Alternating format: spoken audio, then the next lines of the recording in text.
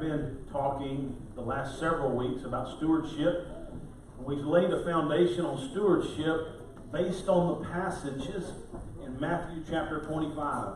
Now, I'm going to spend just a few moments today recapping what we've talked about, simply because we need to look at this in context, and we need to understand where we've been. Some of you haven't been here. Some of you missed one. Maybe you will miss the middle one. So I want to kind of bring everybody up to speed, Brendan. So you're going to have to kind of follow along with me as I go this. If you have your bulletin, I have a little sheet there in the bulletin. If you're the kind of person who likes to take notes, then I encourage you to do that as well. But in Matthew chapter 25, remember the story. The master calls in 3 of his servants, and he gives one of the servants 5 talents of silver. He gives one of the servants 2 talents of silver, and he gives one of them 1, and he tells them to take care of that. He'll be back to hold them accountable later. And we know that he leaves, and after some period of time, he comes back. The one who had 5 turned his 5 into 10.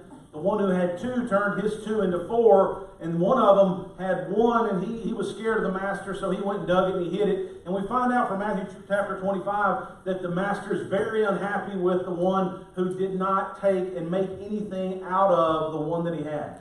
And so we've looked at this idea of stewardship, and the master in the story is representing God and how he wants us as children of his to steward or manage or oversee all of the things that he's given us. Now, appreciate Steve pointing out, because it's foundational to this whole concept to remember that all of this belongs to God. It's all his, okay? And we talked about how it's all his. He just gives us use of it.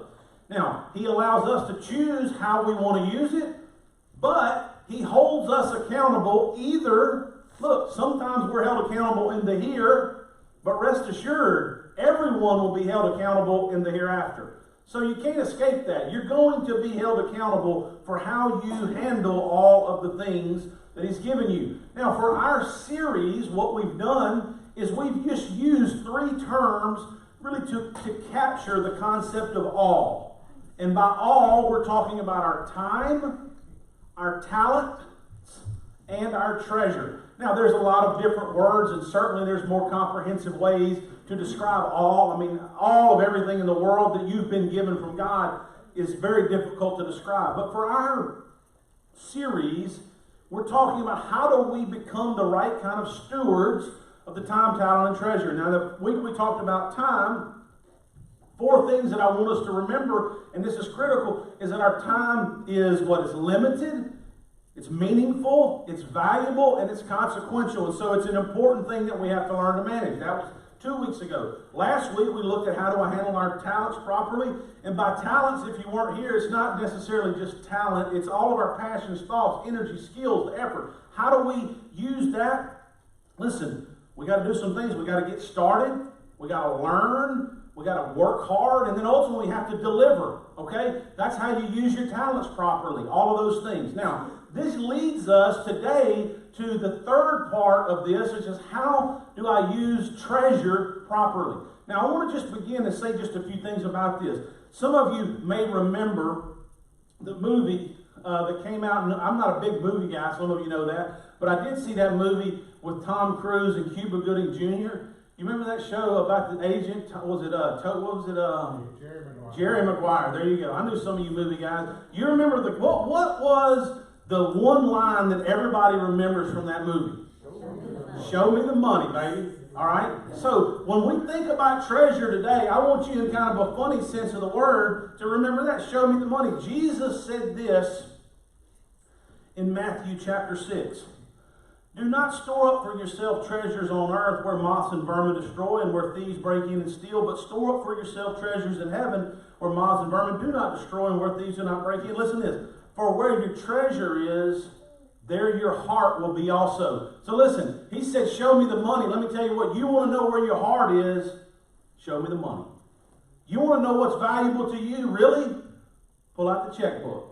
Go down the list. I don't need to do it for you. You want to see if you're handling your treasure properly, just pull out your checkbook, do this on your own, and go see what all you're doing with it, and figure out, hey, this is where my heart really is. Now, we've established through this series that none of us are getting 100% in the management of our time or our talents. And so I'm pretty confident that none of us are 100% knocking it out of the park, managing and handling our treasure properly. So we're going to look today at how do we do that? How do I become a person who handles my treasure properly? Now, before we jump into this, I want to throw out a couple of words that are biblical words that you hear a lot when we have these discussions. And I'm not going to give a big, long study on this, an exegesis of the word, but some of you have heard the term tithes, and we often say we're going to take up our tithes. What is a tithe? A tithe in the Old Testament was basically just 10%. And it was required of the Old Testament people to give 10% of all of the different things that they had as part of their devotion to God. If you want to go read about the tithe, you can go to Genesis 28, Exodus 35, Leviticus 27, Numbers 18, Deuteronomy 12, 2 Chronicles 31, Nehemiah 10. And throughout the Old Testament, the people of God were required to bring a tenth of their goods, which was really their money, but all the different things that represented capital in their world, and they were to bring it to God's house so that God's work could continue to go forward, because their particular religious system had sacrificial systems and had, the Levites didn't work. They were supported by that. So this concept of tithe is there. There's another word in the Old Testament that we hear a lot about when it comes to giving, and that's called the first fruits. All right, and so if you go through and you look at a bunch of different verses, it talks about first fruits, but ultimately, you can go do a study on that. What I want to challenge you and tell you is this. God has always had it as part of His plan that you and I were to give back to Him. And the number one thing, the first thing that I want to say, how do you use your treasure properly? Listen, give first. Now, you say, how much?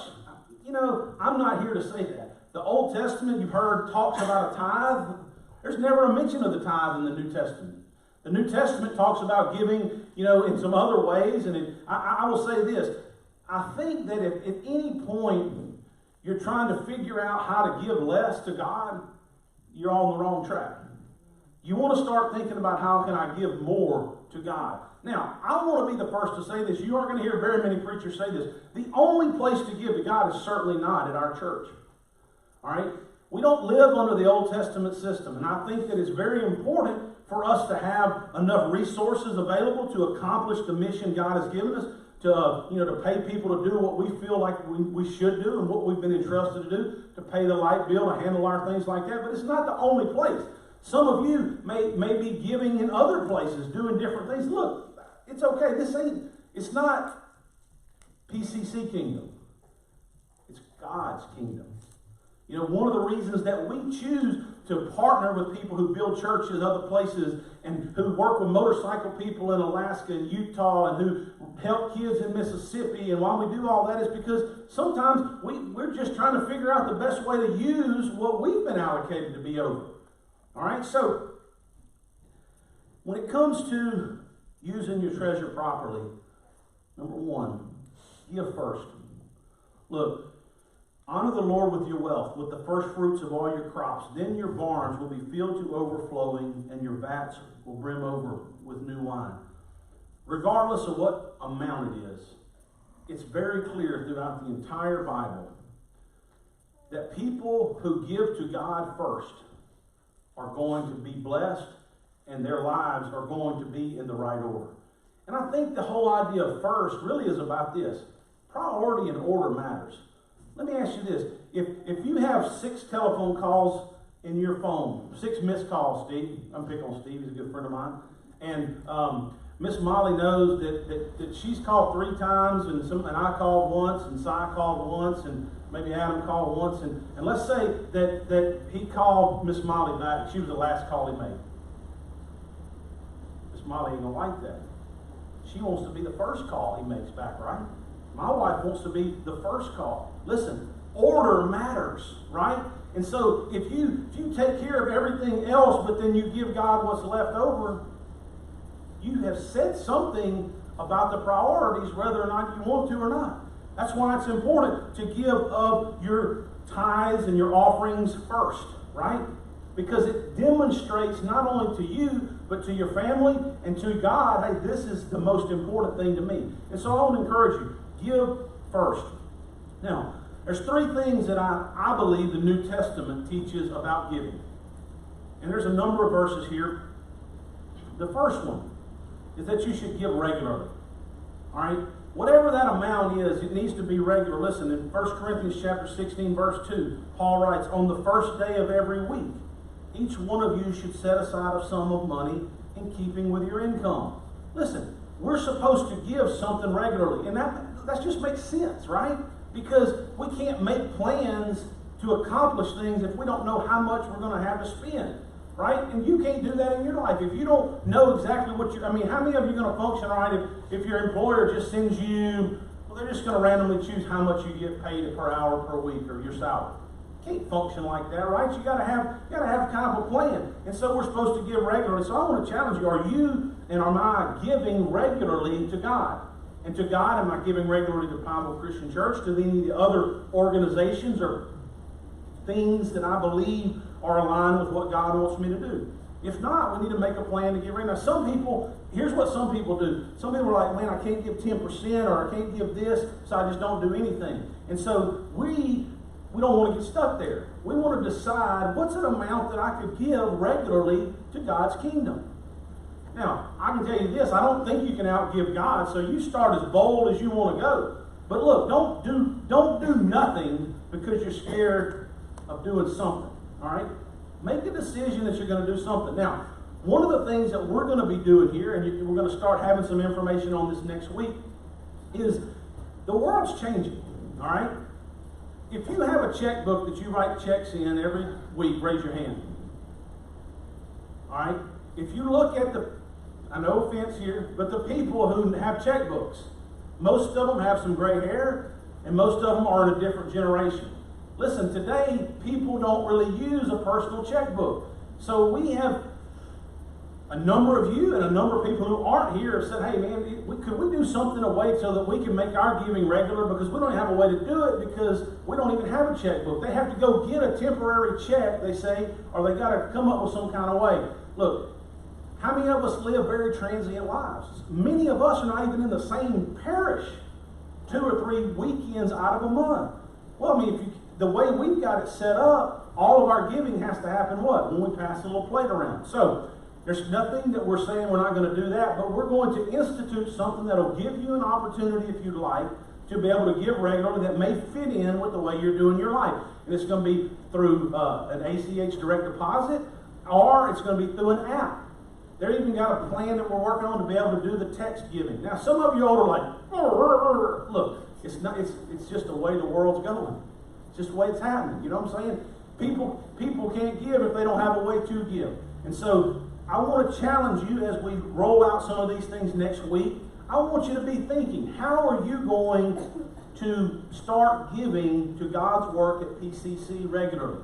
Now, I'm not saying how much you have to give. I don't even know how much you give, and I've made it a point everywhere I've ever been. I don't keep up with any of that. It's not even in my realm. We just transferred over and got a new bank. I'm excited about that. We have a local bank. We're at Red River Bank, and I'm not even a signer on that. This is not like some of those churches where this is my church. It's not even like that, okay? So I'm not going to know that, but I do want to challenge you in this way. Think about what you can begin to give and what you can begin to give regularly. The second thing the New Testament teaches us is that we need to give generously. Look, listen to this. Remember this. Whoever sows sparingly will also reap sparingly, and whoever sows generously will also reap generously. Each of you should give what you have decided in your heart to give, not reluctantly or under compulsion, for God loves a cheerful giver. And God is able to bless you abundantly so that in all things, at all times, having all that you need, you will abound in every good work. Listen, I'm called to give first, to give generously. Look, we're supposed to give regularly, and we're supposed to give generously. Listen, if you're begrudging in your heart when you write that check or you go online, I'm the first to tell you, look, don't do it out of compulsion. Not from me. Now, sometimes you got to be compulsive to do the right thing and you're struggling with yourself, but nobody else should be over the top of you telling you what you got to do. All right? But listen, don't you want to give generously to God? I mean, look what he's given all of us. I mean, you realize, you and I, if you take all the people of the world throughout all of time, we are obscenely wealthy. It's obscene how wealthy we are. I mean, you don't even have to go to the grocery store to get food. You can get on an electronic device that costs us more than the average person in the world may make in a year. You can get on an app and you can have somebody else go to the grocery store who can pick up everything that you want. They'll bring it to you if you're too tired to drive down there to go to the door and get it. Friends, we are so blessed. It's unreal. That's one of the reasons why, we were talking about this, Dustin Buck and I, about why we try to do stuff other places, because there's so few people who are really in need in our world that we live in. They exist, but we're just so blessed. And so we ought to be generous in how we give. The last thing, cheerfully. Look, we're called to give cheerfully. Whenever you get ready to make a decision how much you're going to give to PCC or to give to God through PCC this year, how much you want to allocate towards the church in the Philippines, how much you want to allocate to what other ministries you give to, man, you ought to do it with a cheerful heart, excited that you get an opportunity to give back to God. Listen, you got to give first if you want to use your treasure properly. You can't be in the right order, and your heart can't be in the right place when it comes to money if you don't give back to God first. It's step one. And the reason I wanted to go back over this is we are so fortunate in this world. If you allocate your time and your talents properly in this country, you're going to have a lot of treasure. You are. You can't help it. We live in a wonderful world. I mean, if you allocate your time and your talents properly over a certain period of time, you're going to amass a lot of treasure compared to the rest of the world. And so you ought to be thankful that you get to give back to God and give regularly and generously and cheerfully. How do you use your treasure properly? Number one, you got to give first. Number two, you got to save some.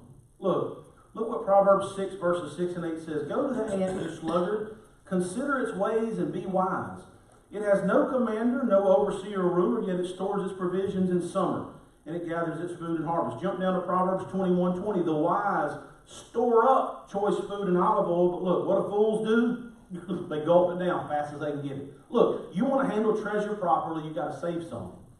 I heard a lot of people say in my life, and I've seen it true, and I've not always been the best at this myself. Look, when you take all of the treasure that you receive that's a return on your time and talents, listen, give God His first, give Him 10%, give Him whatever, store up, save 10%. If you do that throughout the course of your life, guess what?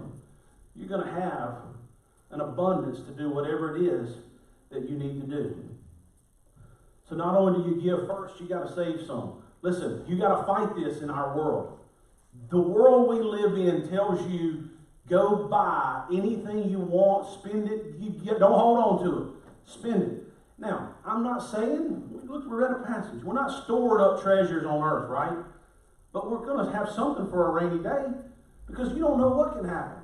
You got to be able to help other people. You may be able to have to take care of your family. The Bible says if you don't take care of your family, then you're worse than an unbeliever. So you got to have a little something there. Proverbs also says it's a beautiful thing to be able to give an inheritance to your children's children. So you gotta save something. I don't know how much you're saving, but come up with a plan of how you can save some money. Set it aside. Look, if you don't set it aside to do that, I can assure you this: you will spend every dime of it, and you won't even know what you spend it on. Listen, and I'm not trying to judge you, because I've had my own struggles in life with this, instead of not saving as much as I would have wanted to save. But it's very, very important, if you want to use treasure properly, to save some. The third thing, you want to use treasure properly, spend it wisely. Look, once you give God His, and once you save a little bit for that rainy day or for what you need, spend the rest of it wisely. Use the right allocation. You can't serve two masters. You'll hate one and love the other. You'll be devoted to one and you'll despise the other. You can't serve both God and money. Listen, if you only spend things on yourself if you only spend things for your own pleasure, if you only expend it on things that are going to be gone, that's not spending it wisely.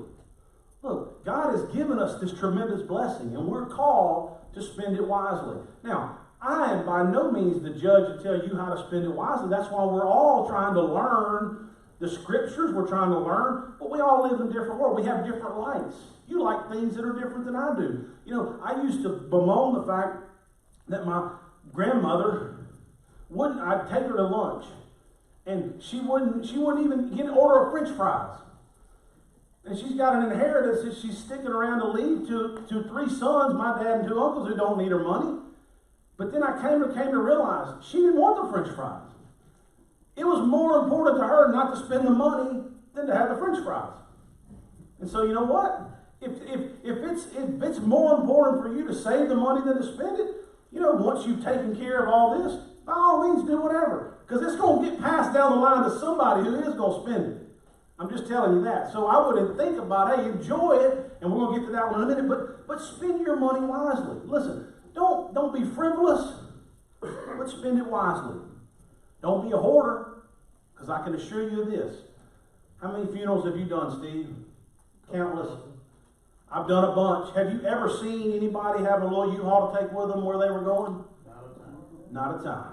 Listen, you aren't either. Don't think that you're going to be able to store it up, whether it's money, whether it's goods, whether it's anything. You're not taking any of that with you.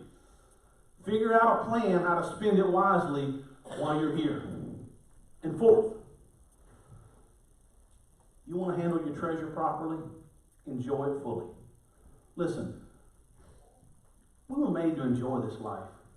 Listen to what one of the wisest people in the world ever said in Ecclesiastes chapter 3. Now, I know we got off track some, but listen to this.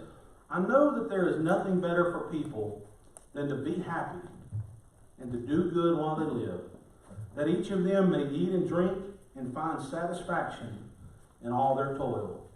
This is a gift of God.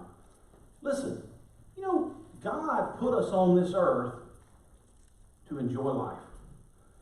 Why in the world people would so get bound up in religious expression and religion that they would miss the fact that we're called to enjoy the blessings that we have fully. Now here's the problem. When you get these out of order, you see too many people have done what? They're going to enjoy fully before they do what? Before they give first. Before they save some, and they're not spending wisely. And so then what happens? They've squandered away. What that was? Excuse me. What is that? Is that the sound? Oh, okay. Gotcha. Man, that guy's got some pipes, doesn't he? All right, so what do we have to do? We got to give first to God. We got to save some, and we got to spend wisely. And once we get those 3 things in order, guess what? Listen, we should enjoy fully all that God has given us.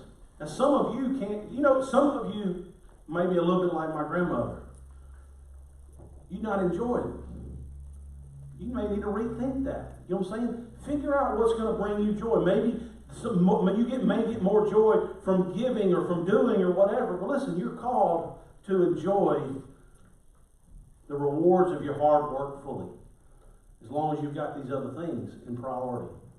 And that's what's important. It's ultimately about doing what?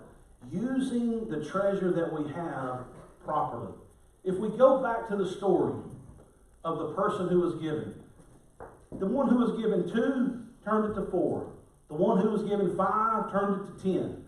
I think the point here is the amount is kind of irrelevant. It's about the return. And so I'm wondering, are you and I giving God a return on what He's entrusted to us? When you take your budget, even if you don't have one, there's one out there. And that you go to the income side of that, the revenue side of it. And whether it's 10,000, whether it's 100,000, whether it's 500,000, whatever it is that you get in your revenue side a year, are you turning that into something that the master will be proud of? That's a serious question. And it's one that if we want to become who God wants us to be? We have to answer. You flesh out the details, but I can tell you this. If you want to use that treasure, whatever the amount is, properly, you need to give some of it first to God. And you need to give it regularly, you need to be generous with it, and you need to be cheerfully a giver. Then after you give some to Him, whatever that is, you need to save some of it. Set it aside. What you have left from there, you need to try to spend as wisely as you can. That doesn't mean that you aren't extravagant. Listen, there were some very extravagant things that folks in the Bible did. God is an extravagant God. I'm not saying be a Puritan or be a prude in that sense. I'm just saying spend it wisely. And ultimately, enjoy what you've got left. Enjoy how you spend it. Listen, I believe that if we all did that, it'd be amazing what we would see God do. I don't have any of the facts to back this up, but I have heard for years that in any particular given church, the average bear that 20% of the people give 80% of the money, and that so few Christians are actually giving. And here's the tragedy of that. If you don't, step one, if you don't give to God first, basically you're hamstringing yourself. You can't ever become the person that God wants you to be. And the tendency for all of us is to, as we kind of get lost in the human aspect of this, right? Because that's how I was for a long time. I was like, not necessarily giving it to God, or this or that, and you start rationalizing, what does that mean? All I'm telling you is take that off your plate for a minute. Just figure something out, right? It's as much about you giving. It's not like God needs your money. He doesn't need my money. It's really about Him giving you and I an opportunity to partner with Him. So I want to encourage you. We're going to talk a little bit next week about how we can do this, some actual the practical elements for us to do it. Listen, one of the things that I wanted to share with you for now for a little while is throughout the Old Testament, even in the New Testament, there is this principle that when you give God His portion, He seems to bless us.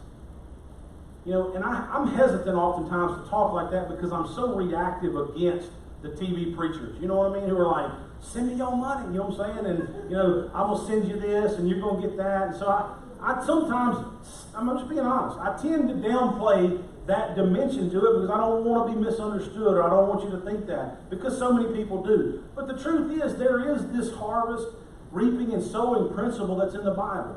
That if you're faithful in a little bit, guess what? God begins to entrust you with more. And a lot of times that's in the form of treasure. And throughout the years, I feel like our church has been very, very faithful in how we've handled the treasure God's entrusted to us. You've heard so often about how a small congregation like ours has built a church here. We've done this. We've really, we've never been in a financial crunch per se in the last number of years. We've always been able to come through, and I feel like we've been faithful.